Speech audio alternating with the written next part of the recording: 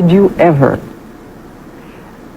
sexually engage, fondle, have sexual contact with this child or any other child? Never, ever. I could never harm a child or anyone. It's not in my heart. It's not who I am. And it's not what I'm not even interested in that. Hoje o vídeo é sobre o rei do pop, um dos maiores artistas que o mundo já viu, mas também uma das figuras mais polêmicas da história. Por trás das luzes do palco e dos recordes de vendas, existiu uma vida marcada por traumas, acusações sombrias e teorias conspiratórias de tirar o fôlego. Desde uma infância perturbada até os escândalos das acusações de abuso sexual, a história do Michael é um verdadeiro enigma. Recentemente o nome dele voltou a circular e o que será que o Diddy tem a ver com a morte do astro? O que são fatos, o que são verdades e o que são teorias? Deixa que eu te conto quem é o culpado. Oi pessoas, eu sou a Bru, estamos de volta com mais um vídeo aqui no canal. E se você curte casos criminais, casos misteriosos, assombrados, parou no lugar certo. Então já se inscreva, ativa o sininho de notificação para não perder nenhum vídeo. E não se esquece de deixar o like logo no comecinho que me ajuda demais. Ah, e se você não me acompanha nas outras redes, já corre que por lá temos vídeos curtos todos os dias. Então sem mais delongas, bora pro caso de hoje. O Michael Jackson começou sua carreira musical muito cedo, aos 5 anos de idade, como parte de um grupo que se chamava The Jackson 5, ele ao lado dos irmãos. A banda, formada nos anos 60 e gerenciada pelo seu pai Joseph Jackson, rapidamente se tornou um sucesso com músicas como I Want You Back e ABC. O Michael logo se destacou pelo talento vocal e carisma no palco, assumindo o papel de líder do grupo, mesmo sendo mais novo. Apesar do sucesso, a infância do Michael foi marcado por abusos físicos e psicológicos por parte do seu pai. O Joseph Jackson era conhecido por ser muito disciplinador e que exigia a perfeição dos filhos. Então, desde muito novo, o Michael foi colocado em um ambiente de extrema pressão, com ensaios exaustivos e também um ambiente bem controlador. O Michael relatou diversas vezes em entrevistas e conversas íntimas que o seu pai o surrava com cintos, varas e até mesmo chicotes caso ele errasse ou não correspondesse às expectativas. Esses episódios de violência física e psicológica deixaram cicatrizes profundas. How often would he beat you? Too much. Would he only use a belt? Why do you do this to me? No, more than a belt. What else would he use to hit you with? Ironing cords. Whatever's around. Throw you up against the wall as hard as you could. O Michael também contou que o seu pai ele fazia críticas muito cruéis e principalmente sobre a sua aparência física e mais especificamente sobre o seu nariz, o que contribuiu para que ele criasse uma obsessão mais pra frente por cirurgias plásticas. Is it true that your father used to say you had a fat nose? Yeah. What did he say? What did he actually say? God, your nose is big. You didn't get it from me. What does that do to someone who's going through adolescence? You wanna die. Ele também contou que ele tinha tanto medo do pai que quando ele o via, sentia uma dor absurda de estômago, chegando até a vomitar. Além das agressões físicas, o Joseph também privou o Michael e os seus irmãos de terem uma infância comum, então eles não brincavam ou se socializavam com crianças da mesma idade, fazendo com que o Michael se tornasse cada vez mais isolado emocionalmente. Ele sempre foi visto como uma máquina de fazer sucesso e raramente recebia alguma demonstração de carinho ou amor por parte do pai. Inclusive, o pai era bem frio, muito distante e, enfim, só se preocupava, só era focado em fazer com que os filhos fossem perfeitos e impecáveis no palco. Os efeitos emocionais e psicológicos dessa relação abusiva ficaram evidentes ao longo da vida adulta do Michael. Ele se isolava, era extremamente reservado e procurava recriar a sua infância perdida através do seu famoso rancho Neverland, um refúgio com parques de diversão e zoológicos que simbolizava a tentativa de reviver a infância que ele nunca teve. Bom, partindo desse ponto, vamos pular agora para a parte das acusações de abuso sexual, tá? Eu vou falar o que tem prova, o que não tem prova, o que realmente aconteceu, o que são fatos e o que são teorias da conspiração no final, tá? Além disso, eu também vou finalizar o vídeo com a nova teoria que foi criada a respeito da morte do Michael Jackson envolvendo o rapper Diddy. O primeiro caso. Michael Jackson conheceu Jordan Chandler em 1992, quando o cantor teve problemas com seu carro que precisou ser consertado. Na época, o garoto tinha 12 anos e ele era filho do Evan Chandler, que era roteirista e dentista, e também da June Chandler. Como a mãe havia se divorciado do Evan, ela era a portadora legal do garoto, então ela que tinha a guarda, e ela era casada com um outro cara que era dono ali de um lugar, de um espaço que alugava carros, e foi aí que o Michael entrou na vida deles. Quando o carro do Michael quebrou, ele precisou alugar um novo, e o dono do estabelecimento era o marido da June. Quando o cara descobriu quem era que estava alugando o carro, ele ficou assim muito feliz porque sabia que o enteado era muito fã do Michael. Então ele falou assim: olha, eu alugo para você de graça desde que você ligue pro meu enteado, que ele vai ficar muito feliz. E é óbvio que o Michael topou. Foi a partir desse contexto que o Michael conheceu a família, se aproximou e logo já gerou uma amizade com o garoto. A amizade do Michael com Jordan cresceu muito rápido. O Michael era conhecido por gostar de companhias de criança, né? E com Jordan não foi diferente. Ele o convidava para passeios, visitava a casa da família e, eventualmente, o Jordan e a sua mãe começaram também a frequentar o Neverland, a famosa casa do Michael. Era muito comum ver o cantor rodeado de criança e nessa época ainda não era visto como algo ruim, porque as pessoas percebiam que o Michael tinha um espírito bem juvenil. We had teams. We used the whole ranch. My favorite thing in the world to play, if you call it a sport, it's a sport. It's a water balloon fight. I like the way they splatter when they hit.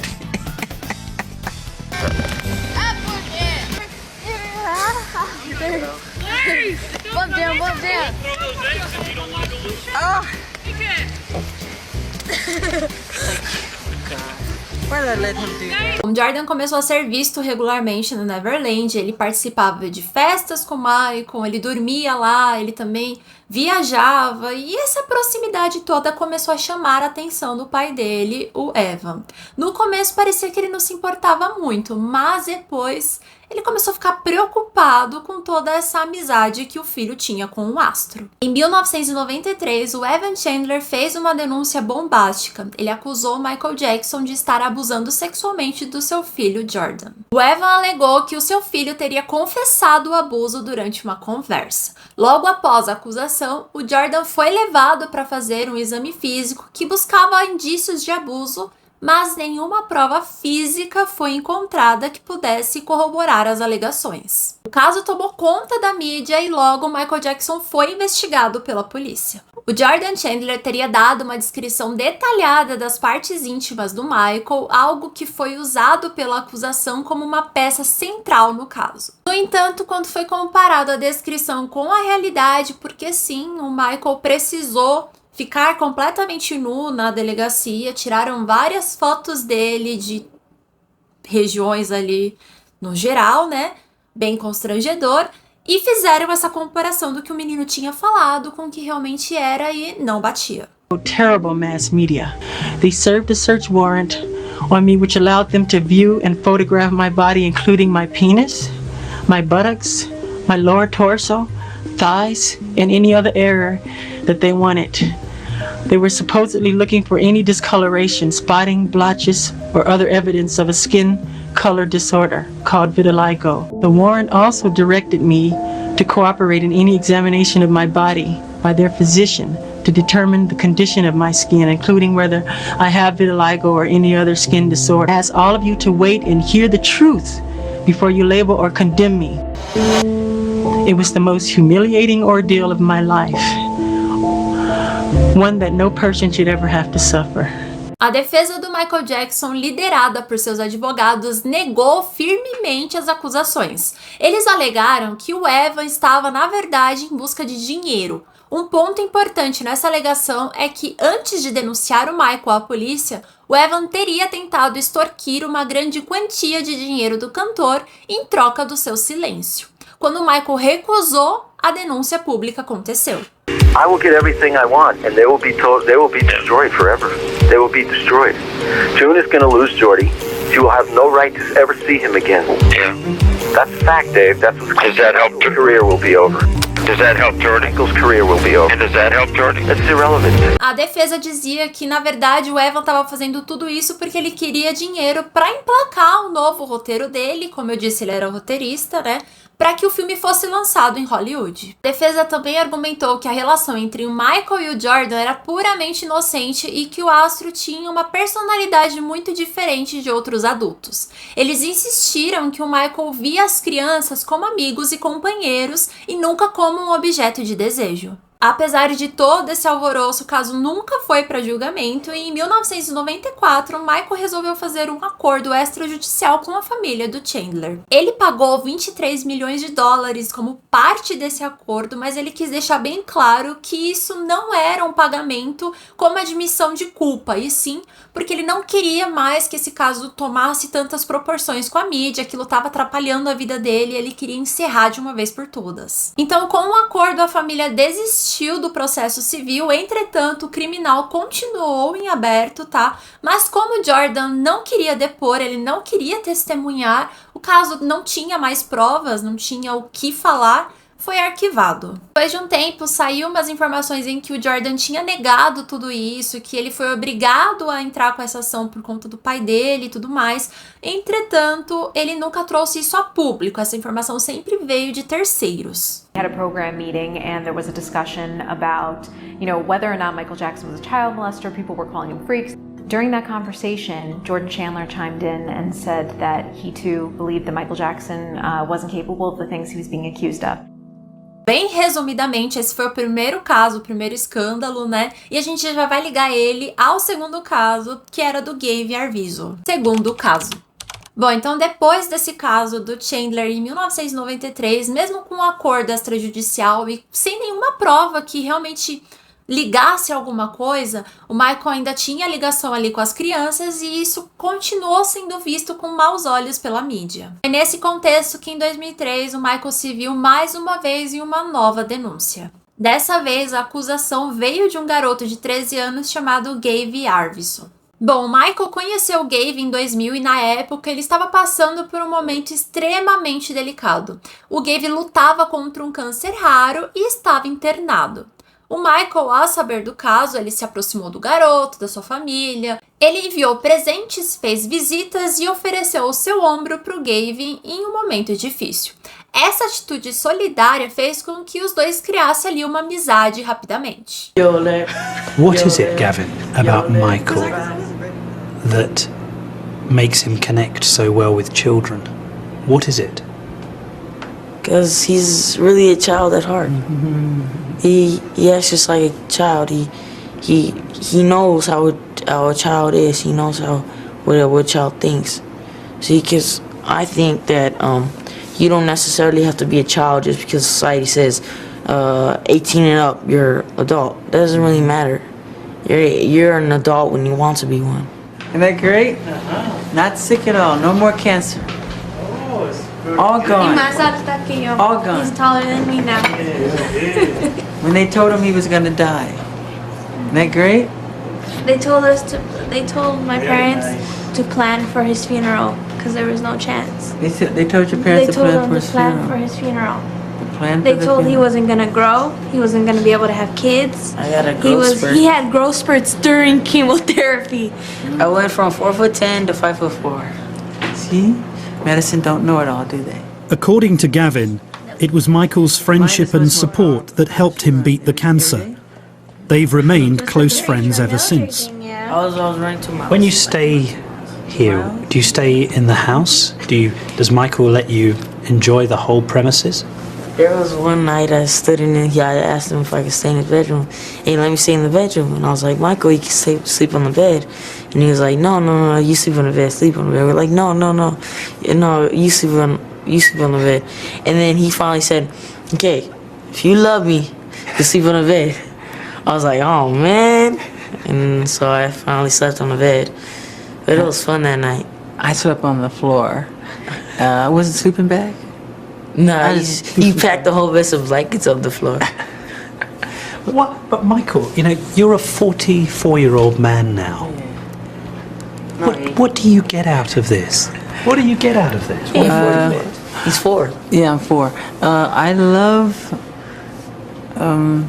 I feel. See, I think what they get from me, I get from them. I've said it many times. My greatest inspiration comes from kids. Every song I write, every dance I do, all the poetry I write, is all inspired from that level of innocence, that consciousness of purity. And children have that. I see God in the face of children. And I just love being around that all the time. Are you guys still staying up late? Sometimes I call your house. It's so late. Oh yeah, But you tell me to call. You tell me to call late. we did. That was When one time. people That was hear one time. that children from other families have come and they've stayed in your house, they've stayed in your bedroom, Well, very few. but some have, and they say, is that really appropriate for a man, a grown man, to be doing that? How do you respond to that? I feel sorry for them because that's judging someone who wants to really help people. Why can't you share your bed? The most loving thing to do is to share your bed with someone. You know? You really think that? Yeah, of course. You're taking the position that you use every single night that you go into. You sleep, and you're sharing it with another. You said you can have my bed if you want. Sleep in it. I'll sleep on the floor. You can. It's yours. Always give the best to the company. Like to him, I said, because he was going to sleep on the floor. I said, no, you sleep in the bed. I'll sleep on the floor. But haven't you got a spare room or a spare house here where he could have stayed? Yeah, but no. Yes, we have guest units, but whenever kids come here, they always want to stay with me. They never want to stay in the guest, and I have never invited them in my room. They always just want to stay. They say, "Can I stay with you tonight?" I go, "If it's okay with your parents, yes, you can." Were your parents happy that you were here with Michael? Yeah, my mom was all very, very, very happy. And I know they're happy because I was happy. Did they come with you? Yeah, most of the times, but I wasn't really with my parents. I was mainly with Michael. But they were happy that you were here? Yeah. Logo, Gabe e a sua família, que era composta pela sua mãe e os seus irmãos, começaram a frequentar Neverland, assim como o Jordan. A denúncia contra o Michael só veio alguns anos depois, em 2003, após o documentário polêmico chamado Living with Michael Jackson, do jornalista Martin Becher. Durante o documentário, o Michael foi filmado de mãos dadas com Gabe, e ambos admitiram que o garoto já havia dormido no quarto do Michael. Isso imediatamente gerou uma onda de críticas e levantou suspeitas do comportamento inadequado da parte do cantor. Logo depois da exibição desse documentário, que o Gabe e a sua família acusaram o Michael de abuso sexual. Eles falaram que o cantor molestou o garoto muitas vezes durante as estadias dele em Neverland. Assim como no caso anterior, as alegações logo tomaram conta da mídia e trouxeram a imagem negativa do cantor, que já não estava muito boa, né? Acontece que dessa vez o Michael não queria fazer acordo, ele queria que o caso fosse para julgamento porque ele queria provar a sua inocência. Ele falou que ele não aguentava mais isso e que ele queria ir até o fim. O julgamento começou em 2005 e foi amplamente coberto pela imprensa mundial. O Michael foi formalmente acusado de múltiplos crimes, incluindo abuso infantil, tentativa de aliciamento e até fornecimento de álcool a menores de idade. O caso chamou a atenção pela gravidade das acusações e pelo fato do Michael já estar sob o olhar crítico do público desde o primeiro escândalo. Mais uma vez, a defesa bateu na tecla da motivação financeira e como não tinha nenhuma prova contra o Michael e também como a família já tinha falado muito bem, não tinha nenhum problema em relação a isso, o Michael foi absolvido de todas as acusações. Terceiro caso. Outro caso foi o do Wade Robson, que se tornou um dos mais controversos discutidos a respeito do Michael Jackson. Wade conheceu o Michael em 1986, quando ele tinha apenas 5 anos. Na época, o Wade era um jovem dançarino muito talentoso da Austrália e ele foi escolhido para se apresentar em um concurso de dança em uma convenção em Los Angeles. O Michael, que já era um ícone global, assistiu à apresentação do Wade e ficou impressionado com o talento. Então, após o evento, Michael convidou Wade e a sua família para ir para Neverland, como todos os outros casos, e a amizade acabou florescendo. Wade passou muitos verões na casa do Michael, onde compartilhavam momentos de diversão e criatividade. Ele descreveu Michael como alguém que tinha um coração bondoso e que se preocupava genuinamente com as crianças. Os dois passavam muito tempo juntos, eles viajavam, brincavam e também faziam coreografias juntos, né? E a admiração que Wade sentia pelo Michael era evidente. No entanto, a história mudou em 2013, quando Wade fez uma declaração bombástica no tribunal afirmando que o Michael havia o abusado sexualmente. Essa acusação pegou todo mundo de surpresa, porque o Wade ele já havia defendido o Michael muitas outras vezes sobre esse tema e também participava de alguns projetos com o cantor. Só para reforçar que esse processo, essa acusação só aconteceu em 2013, quando o cantor já havia morrido, tá? Ele morreu em 2009. Então ele entrou com um processo contra a propriedade do Michael, tá? Alegando que havia sofrido abusos sexuais quando era criança. Durante esse processo, o Wade descreveu episódios específicos do abuso, alegando que o Michael havia molestado em várias ocasiões. Essa acusação foi particularmente chocante porque, ao contrário das outras vítimas, como eu disse anteriormente, o Wade ele defendia o Michael sobre esse assunto também. Ele já tinha falado várias vezes na mídia que nunca tinha sofrido abuso sexual por parte do Michael. A defesa mais uma vez alegou compensação financeira pela morte do Michael, porque como ainda estava em alta todo esse assunto, né,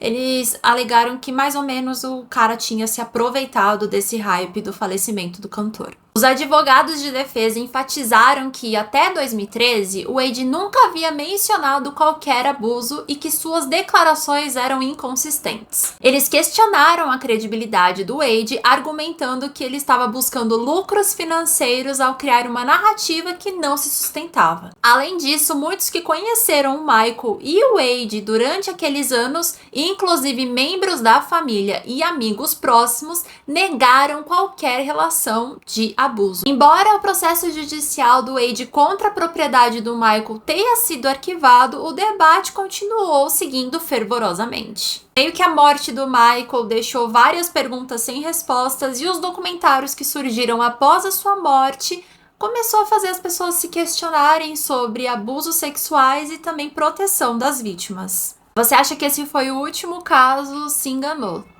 Teve mais um. James Safechuck conheceu o Michael em 1986, quando ele tinha 10 anos. Na época ele era ator e foi escalado para fazer um comercial da Pepsi junto com o Michael. Após as gravações, o James foi convidado para conhecer Neverland e a relação deles começaram a se desenvolver, assim como nos outros casos. O James passou a visitar bastante Neverland e ficou muito próximo do Michael, que em alguns momentos tratava o James como amigo, mas às vezes também tratava como filho. No entanto, por trás dessa fachada, né, da amizade, a relação começou a se tornar bastante problemática. De acordo com James, o abuso começou logo após eles se tornarem próximos. Ele afirmou que o Michael o molestou repetidamente em várias ocasiões, inclusive durante as noites em que ele passava na casa do cantor.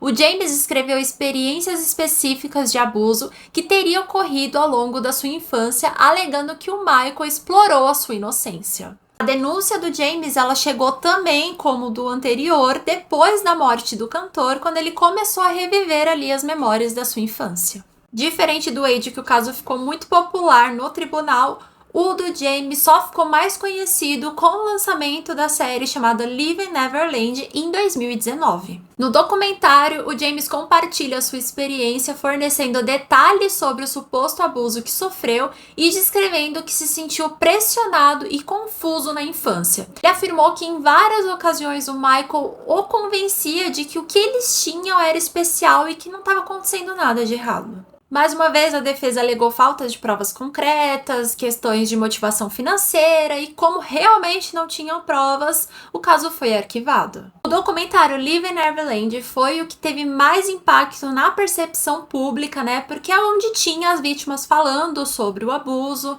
e eu não sei se vocês já assistiram, mas se não assistiu, vale a pena, só que eu já te adianto que é bem pesado. Muita gente achou que a exposição foi desnecessária, outras pessoas acharam que a exposição era necessária porque é um assunto delicado que precisa ser falado. E, enfim, esse debate aí continua até hoje, se bobear. A mídia se aproveitou do sensacionalismo para explorar cada detalhe da vida do Michael nos jornais e programas de televisão, e eles não hesitavam em relatar as suas peculiaridades e comportamentos de forma exagerada, criando uma narrativa que muitas vezes desconsiderava a complexibilidade da situação. Então, quando as alegações de abuso começaram a emergir, a cobertura midiática se intensificou de uma maneira muito alarmante, colocando o Michael em um campo de culpabilidade. Todas essas questões midiáticas tiveram um impacto muito grande na vida do Michael, que posteriormente teve filho, né?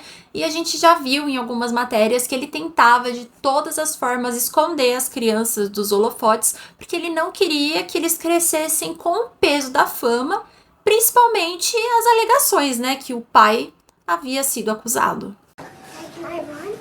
If you want, sure. Parents, you want to run? Okay.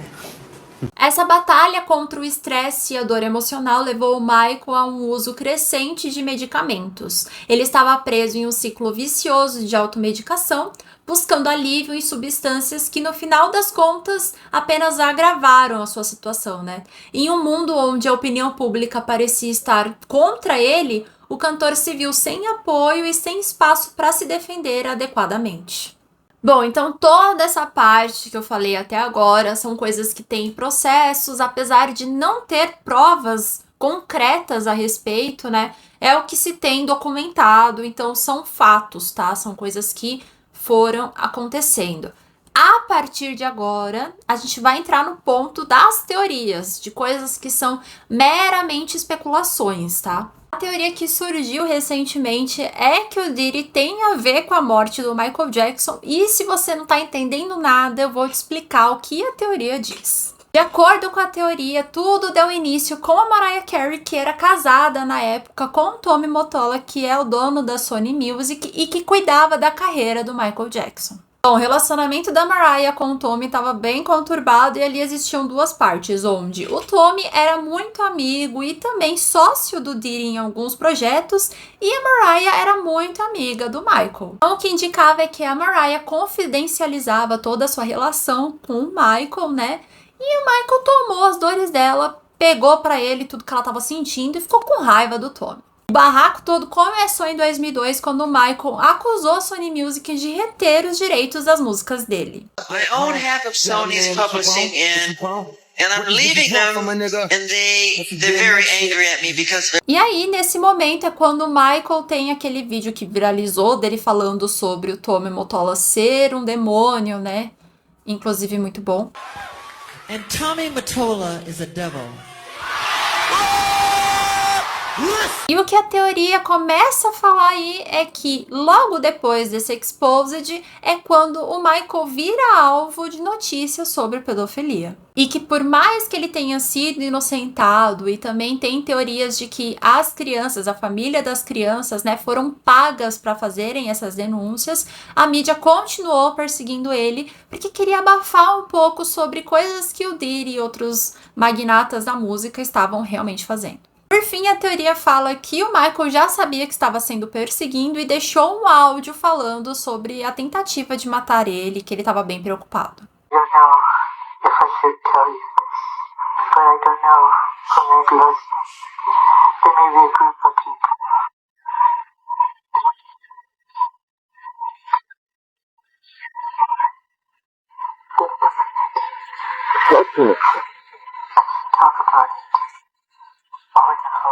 O ponto é que esse áudio que circulou, que eu deixei agora, é falso. Essa ligação foi falsamente atribuída ao Michael pelo ex-empresário dele, e a única gravação legítima das últimas horas de vida do Michael Jackson foi feita pelo médico pessoal dele. Mas essa não foi a única teoria da conspiração que o nome do Michael Jackson estava envolvido, eu tenho certeza que as demais você também já conhece. A mais popular é de que o Michael teria forjado a sua própria morte. Então, segundo essa hipótese, o Michael teria encenado a sua própria morte em 2009 para escapar da pressão insuportável da fama, dos escândalos e das dívidas. A ideia é de que o rei do pop teria simplesmente desaparecido para viver uma vida tranquila longe dos holofotes. Eu vou te falar que se realmente acontecesse, eu não ia julgar ele não.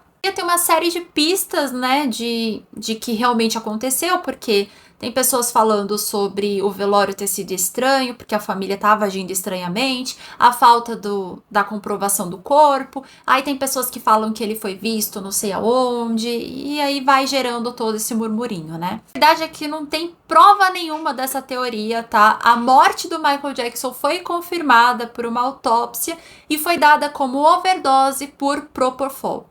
Além de que o médico pessoal, o Conrad, foi condenado por homicídio involuntário. Outra teoria é que o Michael Jackson estava sob vigilância da CIA. De acordo com essa teoria, o Michael sabia segredos importantes sobre pessoas poderosas na indústria da música e estava sendo monitorado pelo governo. As pessoas falam que o Michael, com a sua influência mundial e acesso aos bastidores da indústria musical, teria descoberto algo perigoso, o que poderia ter feito dele um alvo de vigilância constante. Mas não tem nenhuma prova concreta, nenhuma evidência que de fato Michael Jackson estava sendo vigiado pela CIA, tá? Não tem nenhuma prova testemunhal, não tem nenhuma prova documental, isso tudo é especulação. A outra teoria é de que o Michael Jackson fazia parte dos Illuminatis. O que dizem é que ele teria sido manipulado desde cedo por essa sociedade secreta e que muitos dos seus videoclipes e performances estariam cheios de símbolos ocultos que revelam esse controle. Alguns afirmam, inclusive, que o Michael estaria tentando escapar dessa influência nos últimos anos da sua vida e que foi isso que resultou a sua morte.